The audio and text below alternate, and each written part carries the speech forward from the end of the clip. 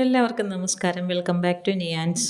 കുട്ടികൾക്ക് സ്കൂളിൽ കൊടുത്തുവിടാൻ ലഞ്ച് ബോക്സിലേക്ക് പെട്ടെന്ന് തയ്യാറാക്കാൻ പറ്റുന്ന കുറച്ച് കറികളുടെ റെസിപ്പിയാണ് ഇന്നത്തെ വീഡിയോയിലുള്ളത്. ആദ്യം ബീൻസും മുട്ടയും കൂടെയുള്ള തോരനാണ്. ഇതെങ്ങനെയാണ് തയ്യാറാക്കുന്നത് നോക്കാം. ഇത് തയ്യാറാക്കുന്നതിന് വേണ്ടി നന്നായിട്ട് കഴുകി വൃത്തിയാക്കിയ ബീൻസ് എടുക്കാം. അത് ഇതേപോലെ ഒന്ന് ചരിച്ച് കട്ട് ചെയ്തെടുക്കാം. അപ്പോൾ സൈഡിലൊക്കെ നന്നായിട്ട് വിളഞ്ഞതാണെങ്കിൽ ഇതിന് സൈഡിലൊക്കെ നാര് കാണും. അതൊക്കെ എടുത്ത് കളഞ്ഞതിന് ശേഷം ഈ രീതിയിൽ അരിഞ്ഞെടുക്കാം. ബീൻസൊക്കെ അരിയുമ്പോൾ ഈ ഒരു രീതിയിൽ ചരിച്ചരിഞ്ഞെടുക്കുന്നതാണ് നല്ലത്. അപ്പോൾ എടുത്തു വെച്ചിരിക്കുന്ന ബീൻസ് അത്രയും ഇതേപോലെ അരിഞ്ഞെടുത്തിട്ടുണ്ട്. ഇനി നമുക്കത് വേവിക്കാനുള്ള പാത്രത്തിലേക്ക് ആക്കി കൊടുക്കാം. അരിഞ്ഞെടുത്ത ബീൻസ് ഇതേപോലെ പാത്രത്തിലേക്ക് മാറ്റി കൊടുത്തതിന് ശേഷം അതിലേക്ക് ആവശ്യത്തിനുള്ള ഉപ്പിട്ട് കൊടുക്കാം. ഉപ്പിട്ട് കൊടുത്തതിന് ശേഷം അതിലേക്കൊരു 1/4 ടീസ്പൂണോളം മഞ്ഞൾപ്പൊടിയും കൂടി ചേർത്ത് കൊടുക്കാം.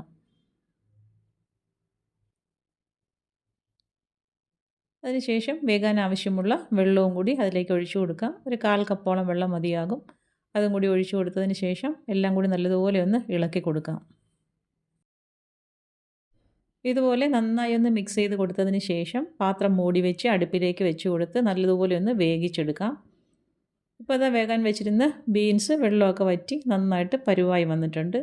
ഈ ഒരു സമയമാകുമ്പോഴേക്കും ഫ്ലെയിം ഓഫ് ചെയ്ത് കൊടുത്തതിന് ശേഷം ഈ വേവിച്ച ബീൻസ് നമുക്ക് വേറൊരു പാത്രത്തിലേക്ക് മാറ്റി കൊടുക്കാം. പിന്നീട് ആ പാത്രത്തിൽ തന്നെ നമുക്കിത് മെഴുക്കുവരട്ടി തയ്യാറാക്കാനാണ്. അപ്പോൾ ഈ ബീൻസ് വേറൊരു പാത്രത്തിലേക്ക് ആക്കി കൊടുത്തതിന് ശേഷം പാത്രം കഴുകിയത് അടുപ്പിലേക്ക് വെച്ച് കൊടുക്കാം. ഇനി അതിലേക്ക് കുറച്ച് വെളിച്ചെണ്ണ ഒഴിച്ച് കൊടുത്തതിന് ശേഷം കറിവേപ്പിലയും കൂടി ഇട്ട് കൊടുക്കാം. കറിവേപ്പില ഒന്ന് മൂത്ത് വരുന്ന സമയത്ത് ഒരു സവാള ചെറുതായിട്ട് അരിഞ്ഞത് അതിലേക്ക് ഇട്ട് കൊടുക്കാം. ഇട്ട് കൊടുത്തതിന് ശേഷം നല്ലതുപോലെ ഒന്ന് വഴറ്റിയെടുക്കാം. ആ സമയത്ത് അതിലേക്ക് ആവശ്യത്തിനുള്ള ഉപ്പും കൂടി ചേർത്ത് കൊടുക്കാം. അതിനുശേഷം നല്ലതുപോലെ ഇളക്കി കൊടുക്കാം. ഇനി ചേർത്ത് കൊടുത്ത സവാള എണ്ണയിൽ കിടന്ന് നന്നായിട്ടൊന്ന് വഴണ്ടി വരണം. അതിനുശേഷം നമുക്കിതിലേക്ക് മസാലകൾ ചേർത്ത് കൊടുക്കാം. അപ്പോൾ അത് സവാള ഏകദേശമൊക്കെ നന്നായിട്ട് വഴണ്ട് വന്നിട്ടുണ്ട്. ഈ സമയമാകുമ്പോൾ ഇതിലേക്ക് 1 ടേബിൾ സ്പൂൺ ചിക്കൻ മസാല ചേർത്ത് കൊടുക്കാം. ചേർത്ത് കൊടുത്തതിന് ശേഷം ആ മസാലയുടെ പച്ചമണമൊക്കെ മാറുന്നത് വരെ നന്നായിട്ടൊന്ന് ഇളക്കി കൊടുക്കാം. ഇനി ഇതിലേക്ക് നമ്മൾ ചേർത്ത് കൊടുക്കുന്നത് കുരുമുളക് പൊടിയാണ്. അപ്പോൾ എരിവിന് ആവശ്യമുള്ള കുരുമുളക് പൊടിയും കൂടി ചേർത്ത് കൊടുക്കാം. കുറച്ചൊരു നുള്ള് കുരുമുളക് പൊടി മതിയാകും. ഒരു 1/2 ടീസ്പൂണോളം മതിയാകും. അതും കൂടി ഇട്ട് കൊടുത്ത് വീണ്ടും നന്നായിട്ടൊന്ന് ഇളക്കി കൊടുക്കാം. ഇനി ചേർത്ത കുരുമുളക് പൊടിയുടെയൊക്കെ പച്ചമണമൊന്ന് മാറ്റിയെടുക്കാം. ചേർത്ത് കൊടുത്ത മസാലയുടെയൊക്കെ പച്ചമണം മാറി വരുന്ന സമയത്ത് വേവിച്ച് വെച്ച ബീൻസ് ഇതിലേക്ക് ചേർത്ത് കൊടുക്കാം. ബീൻസ് ചേർത്ത് കൊടുത്തതിന് ശേഷം മുകൾ വശം ഒന്ന് നിരത്തി കൊടുക്കാം. പിന്നീട് അതിലേക്ക് 2 മുട്ട ഉടച്ചൊഴിച്ചതും കൂടി ചേർത്ത് കൊടുക്കാം. ഇനി ഈ മുട്ടയും ബീൻസും കൂടി നല്ലതുപോലെ ഒന്ന് മിക്സ് ചെയ്ത് കൊടുക്കണം. അപ്പോൾ മിക്സ് ചെയ്ത് കൊടുത്തതിന് ശേഷം ആ മുട്ട നന്നായിട്ട് ഡ്രൈ ആയി വരുന്നത് വരെ ഇതിനെ ഒന്ന് ഇളക്കി കൊടുക്കാം. ചിക്കൻ മസാലയും മുട്ടയും ഒക്കെ ചേർത്ത് കൊടുക്കുന്നത് കൊണ്ട് തന്നെ ഒരു പ്രത്യേക ടേസ്റ്റാണ്. അതുപോലെ കുട്ടികൾക്കൊക്കെ തീർച്ചയായിട്ടും ഇത് ഇഷ്ടപ്പെടും. അപ്പോൾ ഈ ഒരു രീതിയിൽ വെജിറ്റബിൾസൊക്കെ കഴിക്കാൻ മടിയുള്ള കുട്ടികൾക്ക് നമുക്ക് ഈ ഒരു രീതിയിലൊക്കെ തയ്യാറാക്കി കൊടുക്കാം. അപ്പോൾ ആ ഒരു ടേസ്റ്റും മണവും കൊണ്ട് കുട്ടികൾ തീർച്ചയായിട്ടും ഇതൊക്കെ കഴിക്കും. ചേർത്ത് കൊടുക്കുന്ന ബീൻസിൻ്റെയും മുട്ടയുടെയും അളവൊക്കെ അവരവരുടെ ഇഷ്ടത്തിനനുസരിച്ച് ആക്കി കൊടുക്കാം. അപ്പോൾ ഈ ഒരു രീതിയിൽ നന്നായിട്ട് ഡ്രൈ ആയി വരുന്ന സമയത്ത് ഫ്ലെയിം ഓഫ് ചെയ്ത് അടുപ്പിൽ നിന്നും മാറ്റി കൊടുക്കാം. കുട്ടികൾക്കൊക്കെ സ്കൂളിൽ ലഞ്ചിന് കൊടുത്തുവിടാൻ വളരെ പെട്ടെന്ന് ഈസിയായിട്ടും ഹെൽത്തി ആയിട്ട് തയ്യാറാക്കാൻ പറ്റുന്ന ഒരു റെസിപ്പിയാണ്. അപ്പോൾ ഈ ഒരു രീതിയിലൊന്ന് തയ്യാറാക്കി നോക്കൂ. അടുത്തത് വളരെ സിമ്പിളായിട്ട് തയ്യാറാക്കാൻ പറ്റുന്ന കോവയ്ക്ക ഫ്രൈ ആണ്. ഇതെങ്ങനെയാണ് തയ്യാറാക്കുന്നത് നോക്കാം. കഴുകി വൃത്തിയാക്കിയ കോവയ്ക്ക എടുത്തിട്ടുണ്ട്. 4 കോവയ്ക്കാണ് എടുത്തിരിക്കുന്നത്. നല്ലതുപോലെ കഴുകി വൃത്തിയാക്കിയതിന് ശേഷം ഇതേപോലെ ഒന്ന് വട്ടത്തിൽ അരിഞ്ഞെടുക്കാം. അപ്പം വറുക്കാൻ എടുക്കുമ്പോൾ കുറച്ച് മൂപ്പ് കുറഞ്ഞത് നോക്കി എടുക്കുന്നതാണ് നല്ലത്. ഇത് കുറച്ച് പഴുത്തുപോയ കോവയ്ക്കയാണ്.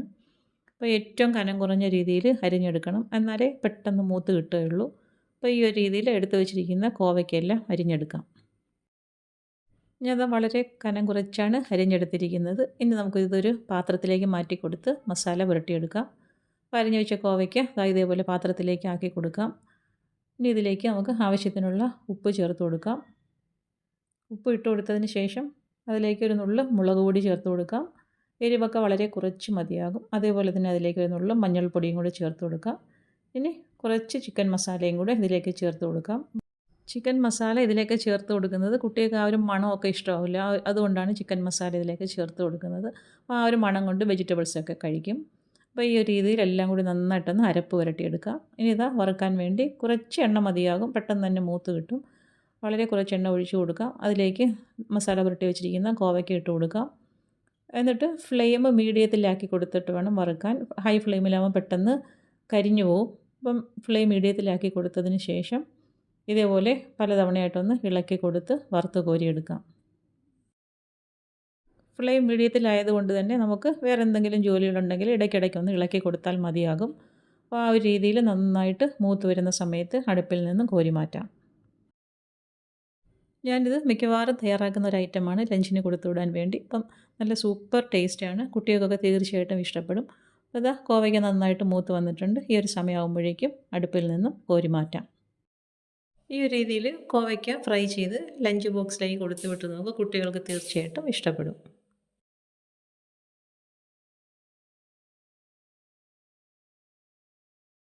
അടുത്തത് മഷ്റൂം മെഴുക്ക് പുരട്ടിയാണ്. ഇതെങ്ങനെയാണ് തയ്യാറാക്കുന്നതെന്ന് നോക്കാം.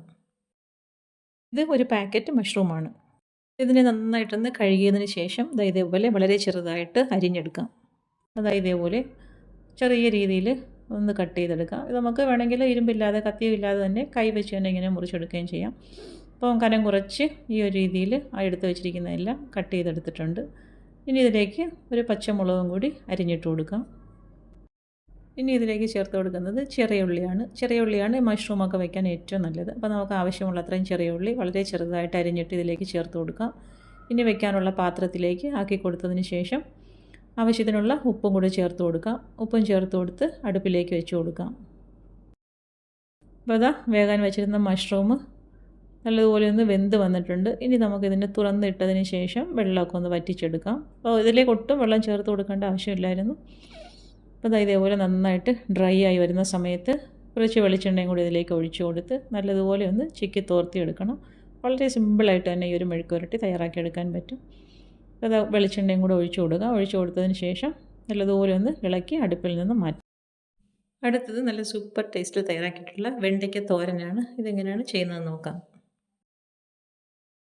അപ്പോൾ അതിന് വേണ്ടി നന്നായി കഴുകി വൃത്തിയാക്കി വെണ്ടയ്ക്ക എടുത്തിട്ടുണ്ട്. ഇനി അതിനെ ഒന്ന് അരിഞ്ഞെടുക്കാം. ഇതുപോലെ ഞാൻ വട്ടത്തിലാണ് അരിഞ്ഞെടുക്കുന്നത്. അപ്പോൾ മുകൾ ഭാഗം കട്ട് ചെയ്ത് മാറ്റിയതിന് ശേഷം ഇതുപോലെ കൂട്ടിച്ചേർത്ത് വെച്ച് വെണ്ടയ്ക്ക വട്ടത്തിലിങ്ങനെ ഒന്ന് അരിഞ്ഞെടുക്കാം. ഈ ഒരു രീതിയിലാണ് ഞാൻ മെഴുക്ക് പുരട്ടാൻ അരിഞ്ഞെടുക്കാറ്. അപ്പോൾ അത് എടുത്ത് വെച്ച വെണ്ടയ്ക്കയെല്ലാം ഈ ഒരു രീതിയിൽ വട്ടത്തിൽ അരിഞ്ഞെടുത്തതിന് ശേഷം പാനിലേക്ക് വെളിച്ചെണ്ണ ഒഴിച്ചു കൊടുത്തിട്ടുണ്ട്. ചൂടായി വരുമ്പോൾ വെണ്ടയ്ക്ക അരിഞ്ഞു വെച്ചത് അതിലേക്ക് ഇട്ട് കൊടുക്കാം. വെണ്ടയ്ക്ക ഇട്ട് കൊടുത്തതിന് ശേഷം എരിവിന് ആവശ്യമുള്ള പച്ചമുളകും കൂടി ചേർത്ത് കൊടുക്കാം. പിന്നീട് സവാളയും കൂടി ഇട്ട് കൊടുക്കാം. സവാള ഇതേപോലെ സ്ക്വയറായിട്ടാണ് അരിഞ്ഞെടുത്തിരിക്കുന്നത്. അപ്പോൾ അത് ഇട്ട് കൊടുത്തതിന് ശേഷം ഇനി ആവശ്യത്തിനുള്ള ഉപ്പും കൂടി ചേർത്ത് കൊടുക്കാം. അപ്പോൾ ഇതേപോലെ ഉപ്പ് ഇട്ട് കൊടുത്തതിന് ശേഷം നല്ലതുപോലെ ഒന്ന് മിക്സ് ചെയ്ത് കൊടുക്കാം. വെണ്ടയ്ക്കയുടെ വഴുവഴുപ്പൊക്കെ മാറി നന്നായിട്ടൊന്ന് മൂത്ത് കിട്ടണം. അപ്പോൾ ആ ഒരു സമയം വരെ നമുക്കിതിനെ ഒന്ന് വേവിച്ചെടുക്കാം. അപ്പം കുറച്ച് നേരം ഒന്ന് ഇളക്കി കൊടുത്തതിന് ശേഷം ഒന്ന് മൂടി വയ്ക്കാൻ, ഒന്ന് വെന്ത് വന്നോട്ടെ. അതിന് ശേഷം തുറന്നിട്ട് നല്ലതുപോലെ ഒന്ന് ഇളക്കി കൊടുത്താൽ മതിയാകും. ഇപ്പോൾ വെണ്ടയ്ക്ക ഒന്ന് വെന്ത് വന്നിട്ടുണ്ട്. ഇനി ഇതേപോലെ തുറന്നിട്ടതിന് ശേഷം ഇടയ്ക്കിടയ്ക്ക് ഒന്ന് ഇളക്കി കൊടുത്താൽ മതി. ഫ്ലെയിം മീഡിയത്തിലാക്കി കൊടുത്തതിന് ശേഷം ഒന്ന് ഇതേപോലെ ഒന്ന് ഇളക്കി കൊടുക്കാം. ഇടയ്ക്ക് കുറച്ച് തേങ്ങ ചിരകിയതും കൂടി ചേർത്ത് കൊടുക്കാം. തേങ്ങയും ചേർത്ത് കൊടുത്ത് വീണ്ടും നല്ലതുപോലെ ഒന്ന് ഇളക്കി കൊടുക്കാം. ചെറുതായിട്ടൊന്ന് കളർ മാറി വരുന്ന സമയത്ത് ഫ്ലെയിം ഓഫ് ചെയ്ത് കൊടുക്കാം. അപ്പം ഈ ഒരു രീതിയിലാണ് ഞാൻ വെണ്ടയ്ക്കത്തോരൻ തയ്യാറാക്കുന്നത്. അതായത് ഇപ്പം കളറൊക്കെ മാറി വന്നിട്ടുണ്ട്. വെണ്ടയ്ക്ക നന്നായി പരുവായി കിട്ടി. ഈ ഒരു സമയമാകുമ്പോഴേക്കും ഫ്ലെയിം ഓഫ് ചെയ്ത് കൊടുക്കാം. അങ്ങനെ നമ്മുടെ വെണ്ടയ്ക്ക മെഴുക്ക് പുരട്ടിയും റെഡിയായി കഴിഞ്ഞു. അതും അടുപ്പിൽ നിന്നും മാറ്റി കൊടുക്കാം. ഈ ഒരു രീതിയിൽ വെണ്ടയ്ക്ക മെഴുക്ക് പുരട്ടി ഇങ്ങനെ തയ്യാറാക്കി നോക്കും. നല്ല സൂപ്പർ ടേസ്റ്റാണ്. ഇനി നമുക്ക് കുറച്ച് ഉരുളക്കിഴങ്ങൊന്ന് വറുത്തെടുക്കാം. അപ്പോൾ ഉരുളക്കിഴങ്ങ് ആവശ്യത്തിനുള്ള എടുത്തതിന് ശേഷം വളരെ കനം കുറച്ച് ഇതേപോലെ നന്നായിട്ട് അരിഞ്ഞെടുക്കണം. ഒട്ടും കനം വേണ്ട, നമുക്ക് വേവിക്കാനല്ല വറുത്തെടുക്കാനാണ്. അപ്പോൾ ആ ഒരു രീതിയിൽ വളരെ കനം കുറച്ച് ചെറുതായിട്ട് അരിഞ്ഞെടുക്കാം. ഇതേപോലെ എടുത്തു വെച്ച ഉരുളക്കിഴങ്ങ് അരിഞ്ഞെടുത്തതിന് ശേഷം എണ്ണ ചൂടാക്കാൻ വെച്ചിട്ടുണ്ട്. എണ്ണയിലേക്ക് ഈ അരിഞ്ഞു വെച്ചിരുന്ന ഉരുളക്കിഴങ്ങ് ഇട്ട് കൊടുക്കാം. അപ്പോൾ ഉരുളക്കിഴങ്ങ് ഇട്ട് കൊടുത്തതിന് ശേഷം ഇതിലേക്ക് ആവശ്യത്തിനുള്ള ഉപ്പും കൂടെ ചേർത്ത് കൊടുക്കാം. ഉപ്പും ചേർത്ത് കൊടുത്ത് ഇനി ഇത് എണ്ണയിലിട്ട് നല്ലതുപോലെ ഒന്ന് മൂപ്പിച്ചെടുക്കണം. അപ്പോൾ അതുവരെ നന്നായിട്ട് മൂത്ത് കിട്ടുന്നത് വരെ ഇങ്ങനെയൊന്ന് ഇളക്കി കൊടുക്കാം. ഇടയ്ക്കിടയ്ക്ക് ഇളക്കി കൊടുത്താൽ മതിയാകും. ഫ്ലെയിം മീഡിയത്തിലിട്ട് കൊടുത്തതിന് ശേഷം ഇങ്ങനെ ഇടയ്ക്ക് ഇളക്കി കൊടുത്താൽ മതിയാകും.